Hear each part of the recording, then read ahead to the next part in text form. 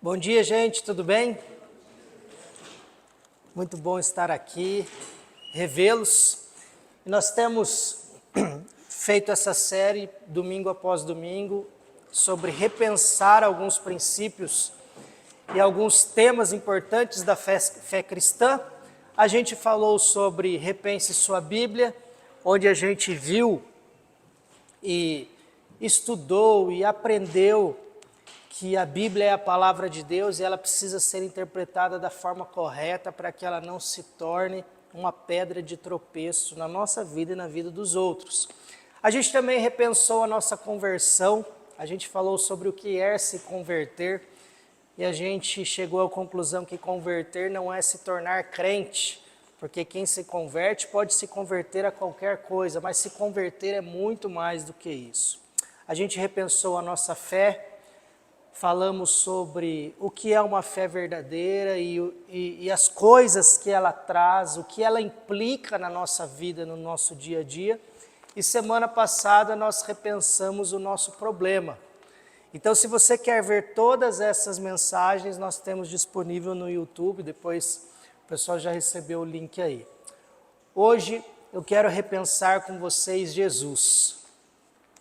Por que repensar Jesus? Porque se nós perguntarmos aqui, e se eu te perguntar hoje, quem é Jesus para você? Qual vai ser a sua resposta? Se nós sairmos na rua e pararmos alguém e perguntarmos, quem é Jesus para você? A grande verdade é que Jesus, ele tem uma importância tão grande nesse mundo, e eu não sei se vocês já pararam para pensar nisso, ainda que algumas pessoas não deem a ele o significado ou a verdade correta sobre ele, Jesus, ele conseguiu dividir a história entre antes dele e depois dele. É por isso que no nosso calendário nós temos antes de Cristo e depois de Cristo. Então, ainda que para muitos ele tenha sido um mero homem, ele não foi um qualquer homem. Ele foi um homem que dividiu a história. Talvez um homem que trouxe boas morais, que trouxe bons princípios. Alguns chamam Jesus de lunático, alguns chamam Jesus de um doido, outros acreditam que ele foi só mais um dos profetas, outros acreditam que Jesus não passou de uma farsa, outros tentam pegar partes da mensagem de Jesus que lhe cabem para embasar o seu pensamento. Sabe quando você está fazendo ali o seu trabalho de conclusão de curso e você precisa pegar outros autores, ideias de outros autores e colocar ali para corroborar com o seu pensamento e com a sua frase, ou com a sua ideia, com aquilo que você está querendo defender na sua tese? Algumas pessoas fazem isso com Jesus. Algumas pessoas dizem que Jesus foi o maior psicólogo do mundo. Outros dizem que Jesus era um socialista, porque ele gostava dos pobres, dividia o pão. Inclusive pega alguns trechos da própria Bíblia para defender isso. A grande questão é, ou nós aceitamos Jesus como de fato ele é, ou de fato ele não é tudo aquilo que ele é para a gente. Porque se nós ficarmos repartindo e particionando Jesus para que ele sirva em algumas áreas da nossa vida e em outras não, a gente precisa repensar Jesus. Mas, Michael, se todo mundo diz que Jesus é uma coisa, quem é Jesus? Onde está a verdade? Está aqui. E é por isso que eu convido você a abrir a sua Bíblia aí, o seu celular, aonde você estiver. Mateus capítulo 16, tem uma mensagem de Jesus, uma conversa sensacional de Jesus com seus discípulos. E por que a gente vem para esse livro? Suponhamos que você queira saber um pouco mais da vida do Juninho. Você é uma pessoa curiosa e você vê o Juninho andando pela rua, vê o Juninho lá na empresa dele e você quer saber mais do Juninho. Com quem você vai falar para saber mais do Juninho? com a mulher dele. Suponhamos que o Juninho está inacessível, que o Juninho já morreu. Com quem você vai falar? Com quem andou com ele? E aqui nós temos relatos de pessoas que andaram com Jesus, que viveram com Jesus. Por isso que a gente se baseia nisso daqui. Eu não estou indo perguntar, o que fulano achava de Jesus, o que o filósofo achava de Jesus. Nós estamos indo ver na fonte aqueles caras que caminharam, que comeram na mesa com Jesus, que ouviram piadas de Jesus, brincadeiras de Jesus, que viram Jesus fazer o seu primeiro milagre, que viram Jesus transformar água em vinho, que viram Jesus curar um coxo, curar um aleijado, que se divertiram com Jesus. Homens e mulheres que contaram essa história de uma maneira que pudesse deixar registrado para a gente de fato quem é Jesus. E essa é uma das conversas mais importantes da Bíblia, Mateus capítulo 16, verso 13. Jesus ele era um cara que amava fazer perguntas e ele chega para os seus amigos e diz assim: quando Jesus chegou à região de Cesareia de Filipe, perguntou aos seus discípulos: quem as pessoas dizem que o Filho do Homem é? Eles responderam: alguns dizem que o Senhor é João Batista, outros que é Elias, e outros ainda que é Jeremias ou um dos profetas. E vocês? Perguntou ele: quem vocês dizem que eu sou? Simão Pedro respondeu: o Senhor é o Cristo, o Filho do Deus vivo. Jesus disse: que grande privilégio você teve, Simão, filho de João. Foi meu Pai no céu quem te revelou isso. Nenhum ser humano saberia por si só. Até aqui. Olha a profundidade dessa conversa. Jesus chega, ele está no começo do seu ministério, ou ali no meio, e ele chega para os discípulos e fala: olha, quem as pessoas aí estão dizendo que eu sou? E as pessoas começam a responder. Porque para quem não sabe, os judeus, depois de Davi, havia profecias que viria um homem, e que não seria só um homem, que seria o próprio Deus encarnado, o Filho de Deus, e aquele homem viria à terra para salvar e trazer restauração a Israel. E aquele povo estava sedento por esperar esse homem. E de repente Jesus lança essa pergunta para tentar entender o que aquela galera que estava vendo o que Jesus estava fazendo estava achando dele. E os discípulos respondem: olha, eles estão falando que o Senhor é João Batista, outros que o Senhor é Elias, outros que o Senhor é profeta, outros que o Senhor talvez seja um lunático. E aí Jesus reduz a pergunta. Jesus diz: e vocês? Quem vocês acham que eu sou? E aqui está o primeiro princípio que a gente pode aplicar sobre repensar Jesus. Não importa o que a multidão pensa sobre Jesus, importa o que você pensa sobre ele. E Jesus não vai ser definido pelo que nós pensamos sobre ele. Jesus vai ser definido pelo que ele é, por quem ele é. Assim como nós não podemos ser definidos pelo que as pessoas dizem de nós. O Maicon é isso, o Maicon é aquilo. A gente precisa ser definido pelo que a Bíblia, a palavra de Deus diz de nós. Que nós somos filhos amados de Deus. Mas voltando para o texto, aquele discípulo é inspirado pelo Espírito Santo e ele diz a palavra mais importante. Ali ele revela de fato, o Espírito revela a ele. E ele olha para Jesus e fala: tu és o Cristo, o Filho do Deus vivo. A gente tem a ideia de achar que Jesus Cristo, que Jesus é o nome e sobrenome é Cristo, né? A gente não para pensar nisso, Jesus Cristo. Mas não é isso. Jesus era um nome, mas Cristo não significa sobrenome de Jesus. Cristo significa o enviado, o Messias, o escolhido, aquele que era para vir da parte de Deus.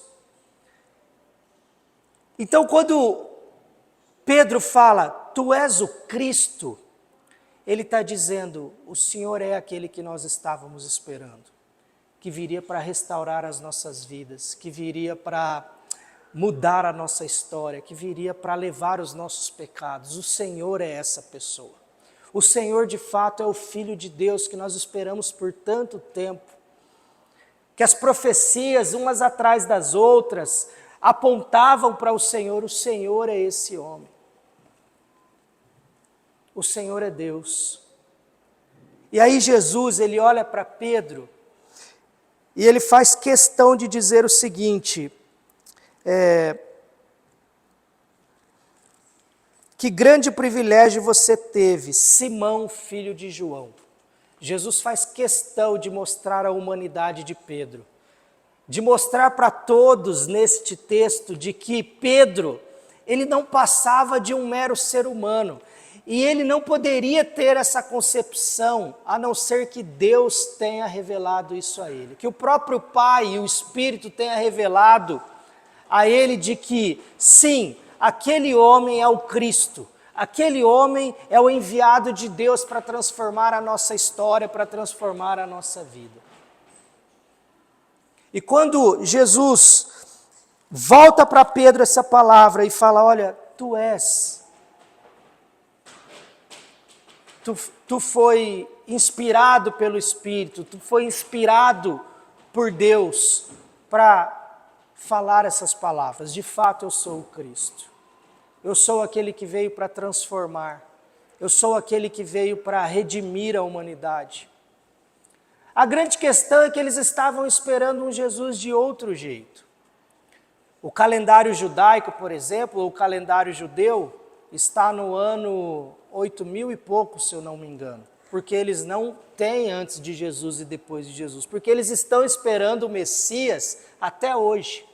Jesus para eles não é o Cristo. Jesus para eles não é o Messias. Ele é só mais um profeta, um homem que veio a essa terra. Ele não é o Deus encarnado. E a pergunta para a gente hoje é, quem é Jesus para você? Porque se ele não é o Cristo, ele só é mais um.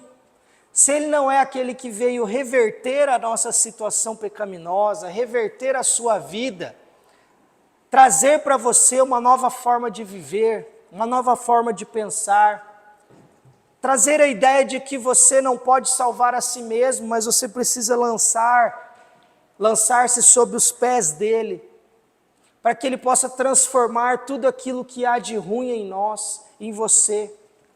Se Jesus de fato não é o Cristo da sua vida, ele não é nada. Ele é só mais um homem. Ele é só mais uma pessoa nesse mundo. E por isso que é importante nós analisarmos e repensarmos Jesus para entendermos qual que é o real significado que ele tem para as nossas vidas.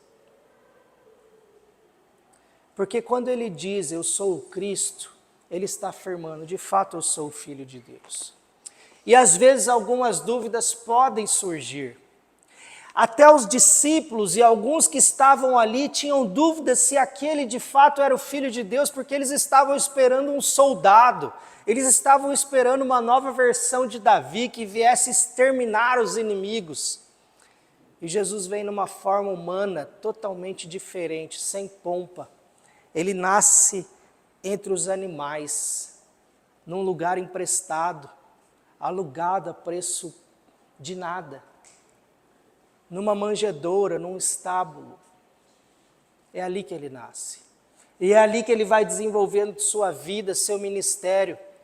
Aquele rei em pompa que eles esperavam, come e dorme com pecadores, janta com gente que ninguém quer estar junto. Então, para eles não era concebível de que, em alguns momentos, a dúvida surgia, mesmo eles vendo tudo o que estava acontecendo, eles paravam e pensaram, será que de fato esse é o Filho de Deus que foi prometido por toda a palavra do Antigo Testamento para a gente? João Batista, que é aquele que batizou Jesus, que em determinado momento, quando viu Jesus, teve uma revelação do Espírito tão grande quanto Pedro teve, que quando ele viu Jesus, ele falou de primeira, esse é o Cordeiro de Deus, que tira o pecado do mundo. Ali ele percebeu também que Jesus era quem ele é. Mas interessante que a Bíblia fala que quando João estava preso, bateu uma dúvida na cabeça dele. Na sua casa, às vezes, quando você está lá, será que você já se perguntou, será que é tudo isso mesmo? Será que Jesus é quem ele disse que é? Às vezes essas dúvidas pairam, pelo menos na minha vida, com tantas coisas que o mundo, que o inimigo tenta nos trazer, filosofias, às vezes a gente para perguntar, e João Batista não foi diferente. E aí ele estava preso e ele pediu aos seus discípulos que foram lhe visitar, irem até Jesus e perguntar a Jesus o seguinte: Jesus, João Batista manda perguntar se o Senhor é mesmo o Filho de Deus, ou se nós devemos esperar outro ainda. E aí Jesus manda os discípulos de volta para João Batista e fala assim: diz a eles o que vocês estão vendo. Que os coxos andam, que os cegos enxergam, que os cativos estão sendo libertos, que os leprosos são curados. E aí quando os discípulos voltam e revelam isso a João Batista, ele se lembra da profecia de Isaías 61, que dizia que o Filho de Deus, o Messias, viria e os coxos andariam, os cegos enxergariam, os leprosos seriam curados, os cativos seriam libertos. E ali João Batista teve a certeza. E quem está falando isso não foi gente que achou alguma coisa, foi gente que viu e andou e viveu com Jesus. Agora esse Jesus só faz sentido para a gente se a gente atender um chamado dele. Em Lucas, aquele discípulo que andou com Jesus, ele traz uma palavra que Jesus disse o seguinte: olha, então se vocês quiserem, aqueles que querem me seguir, tomem a sua cruz dia após dia e me sigam. Aqui Jesus coloca uma conotação: aqueles que querem. E essa é a diferença. Jesus, ele é Deus para todos, mas ele mesmo disse que aqueles que querem devem segui-lo. E para você seguir esse Jesus, que de fato é o Filho de Deus, você precisa querer. Porque senão você vai continuar achando que ele foi um simples homem. Você vai continuar achando que seguir a ele é ter uma moral boa, não fazer coisas erradas, viver diferente, ser ético. Mas não é isso que Jesus está dizendo. O que Jesus está dizendo é: se vocês me reconhecem como o Messias, como o Filho de Deus, como aquele que te liga novamente direto ao Pai, que não precisa de um intermediário, se vocês querem isso, se vocês querem me seguir, vocês precisam abandonar o seu eu todos os dias, tomar a sua cruz. Vocês precisam me seguir, abandonando a velha vida, o velho eu. E essa não é uma tarefa fácil. Porque toda vez que nós temos que decidir abandonar o nosso velho eu, nós entramos em conflitos. Porque nós não queremos viver a vida de acordo com a que Jesus nos propõe. Nós queremos viver a nossa vida com Jesus, mas ao mesmo tempo que os nossos desejos sejam realizados. Inclusive, algumas pessoas tratam Jesus como o gênio da lâmpada, onde ele é obrigado a dar, ou ele tem que dar tudo aquilo que a gente deseja. Mas esse Jesus é falso, ele é fake. O verdadeiro Jesus nos convida para uma vida de morte. Uma vida da morte do nosso eu. Para nos mostrar que a nossa vida, na verdade, não é aqui. A nossa vida começa aqui com Ele, mas ela é eterna. Mas para isso a gente precisa entender o que Jesus estava querendo dizer, quando Ele diz: olha, se vocês querem me seguir, neguem-se a si mesmo, tomem a sua cruz e me sigam. Tomar a nossa cruz é dizer não para tantas coisas que o nosso coração deseja dia após dia, mas que não nos leva a nada. É dizer não para os prazeres fora de hora. É dizer não para os relacionamentos doentios. É dizer não para o pensamento de que somos suficientes, de que somos donos da nossa vida, de que nós podemos decidir a qualquer momento e melhorar, como diz os coaches por aí, de que o segredo do sucesso está dentro de você. Isso é uma mentira. O segredo do sucesso começa na cruz. O segredo do sucesso começa quando a gente nega a nós mesmos. Se rende diante de Jesus e fala: Senhor, eu quero te seguir. E a gente só segue Jesus de fato quando a gente entende que Ele é o Filho de Deus. Porque se a gente seguir o Jesus só de um padrão moral e da ética, a gente pode ser até um ateu. Quantos filósofos tomam a história de Jesus para dizer que Ele foi um homem ético, mas não adianta nada reconhecer que Jesus é um homem ético se você não reconhece que Ele é de fato o Filho de Deus. Se você não reconhece que de fato Ele é aquele do qual todo o Antigo Testamento prometeu. E hoje nós temos essa mesa aqui para celebrar esse momento. Nós cantamos a música hoje. De que tudo que Jesus oferece, Ele é. Jesus é o único que pode tapar essa angústia existencial que nós temos dentro de nós. Mas não o Jesus filósofo, não o Jesus psicólogo, não o Jesus coach, não o Jesus comunista, o Jesus Filho de Deus. Porque se Ele não for reconhecido e encarado como tal, como Filho de Deus, como o Cristo de fato, o Messias, o enviado, o escolhido, que veio para tirar o pecado do mundo, de nada vai resolver. E a grande pergunta nessa manhã é: que tipo de Jesus você tem vivido? Ou quem é Jesus para você? Quem é Jesus para você quando você precisa tomar uma decisão importante na sua vida? Ele faz parte dessas decisões? Jesus faz parte das decisões mais importantes da sua vida como Senhor e Salvador? Você consulta Jesus quando você precisa tomar uma decisão que seja primordial para a sua vida?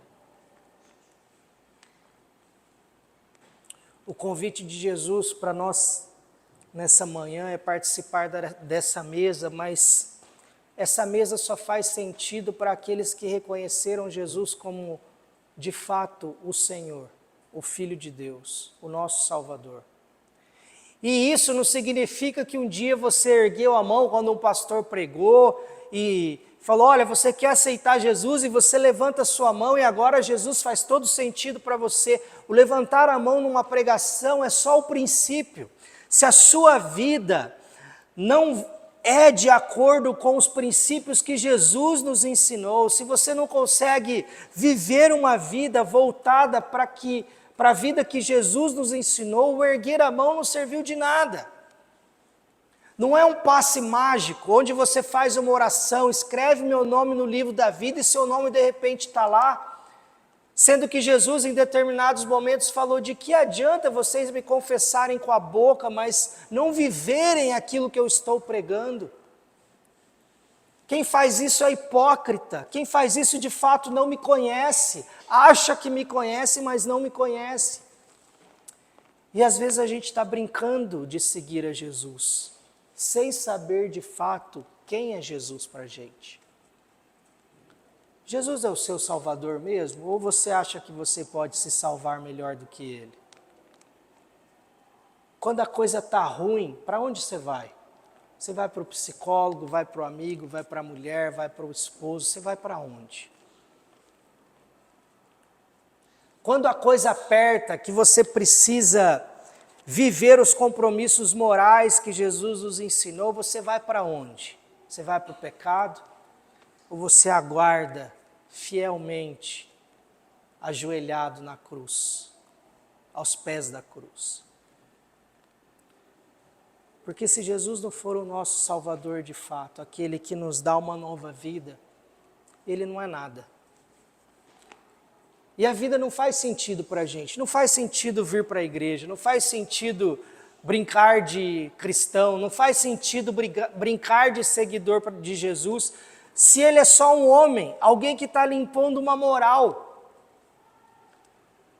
Bons filósofos podem nos trazer uma boa moral e uma boa ética, mas somente Jesus pode nos mostrar a pecaminosidade do nosso coração e o quanto somos maus, e o quanto precisamos ser resgatados e salvos por Ele. E nessa manhã o meu convite para você é esse. Nessa manhã o meu convite para você é repensar quem Jesus tem sido para você e de fato quem Ele é. Porque se você precisa de outro mediador para chegar a Deus, Jesus não é suficiente para você. Se você precisa de outro livro para chegar a Deus, Jesus não é suficiente para você. Se você precisa de outro mediador ou outra medianeira, como diz, né? Se você precisa de outro, orar para que outro alguém leve a palavra para Deus, que não seja Jesus, Jesus não faz sentido para você. Porque Ele mesmo disse que Ele era o caminho, a verdade e a vida, e que ninguém poderia chegar ao Pai se não fosse por Ele. Então por que a gente tenta chegar a Deus das mais diversas formas, orando para tantos lugares, rezando para tantos lugares, criando deuses dentro da nossa vida, da nossa casa, se Ele falou, eu sou o caminho, a verdade e a vida? De fato, quem é Jesus? Se Ele não é o caminho, a verdade e a vida, se Ele não é o Cristo na sua vida, Ele não é nada. Ele é um homem como outro qualquer, como um coach que você lê, um filósofo, um Pablo Marçal, um Augusto Cury, Ele é qualquer dessas coisas, mas Ele não é o Cristo.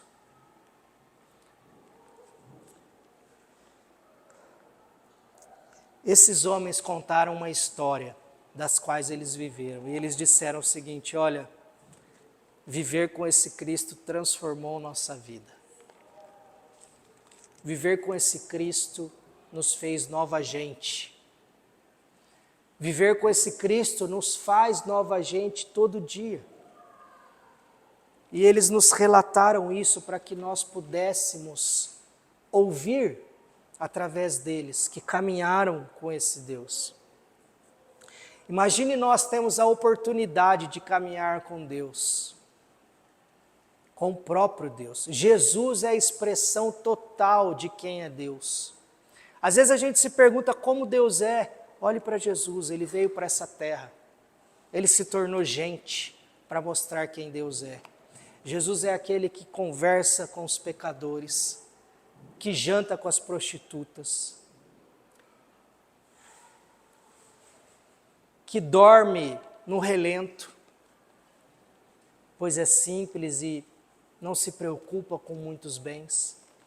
Aliás, não se preocupava com nada de bens.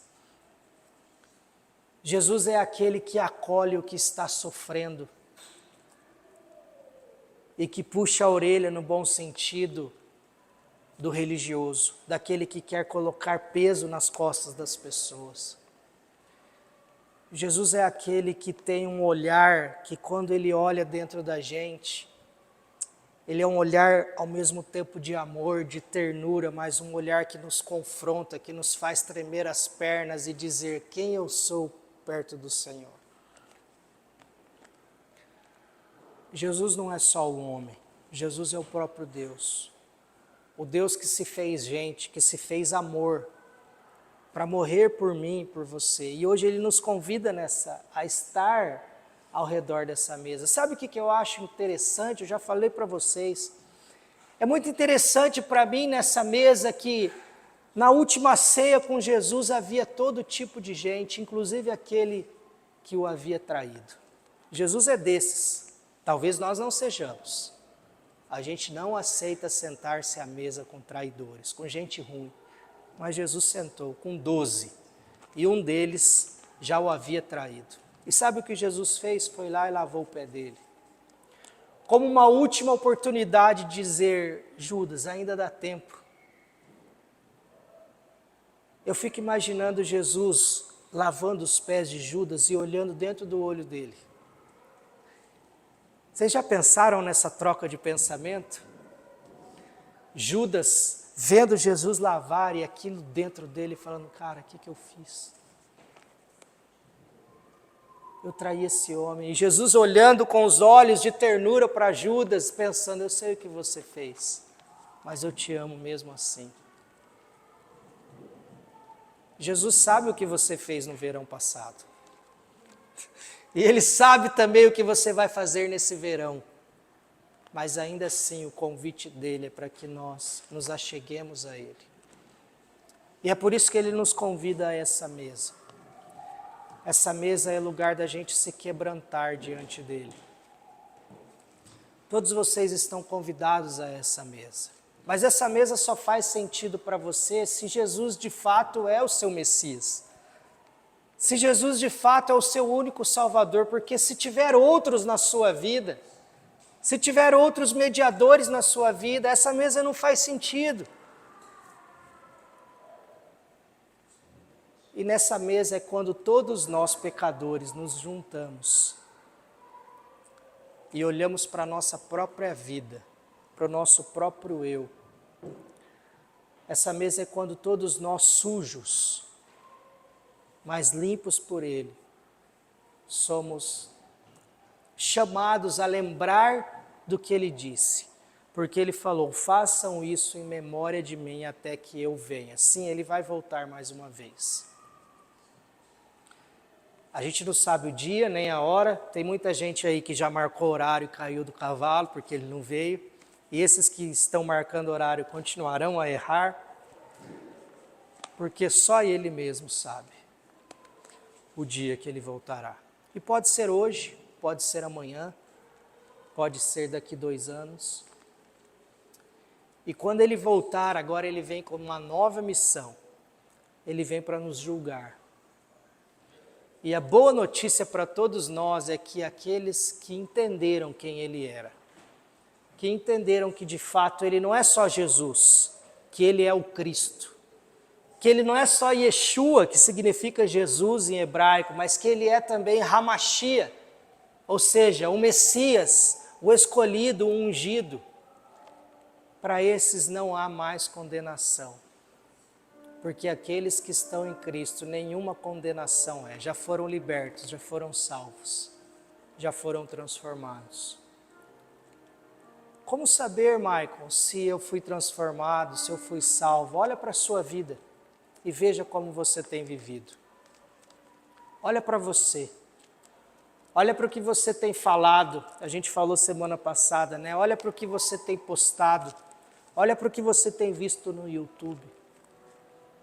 Olha para o que você tem investido mais tempo na sua vida, mais força na sua vida. Olha, de fato, qual que é a maior devoção da sua vida e o que você gasta mais tempo no seu dia a dia. Se Jesus for o centro, se Jesus estiver à frente disso tudo, de fato, Ele tem sido o seu Salvador, o seu Messias, e o meu também. Nessa manhã eu queria convidar você a participar dessa mesa, mas não participar de uma maneira automática, como quem vem, pega o pão, o vinho e simplesmente bebe, mas lembre-se, primeiramente, de quem Jesus é para você. E segundo, lembre-se de fato de quem você é e tem se tornado a partir do convite dele. O mais difícil Ele fez. Ele nos convida para segui-lo. E Ele diz, repetindo, aqueles que querem, você pode não querer, e não tem problema nenhum. Ele continuará te amando, a graça dEle continuará te perseguindo, a misericórdia dEle continuará indo atrás de você. mas você vai deixar de experimentar tudo isso que Ele tem para oferecer a você. Então, enquanto a gente canta uma música, eu convido você a vir aqui, não de forma automática, mas fazendo isso em memória dEle. Não do Jesus profeta, não do Jesus homem, mas do Jesus Filho de Deus. Aquele Jesus que de fato deixou a glória, se tornou gente, se tornou carne, veio para cá, para viver entre nós. Amém?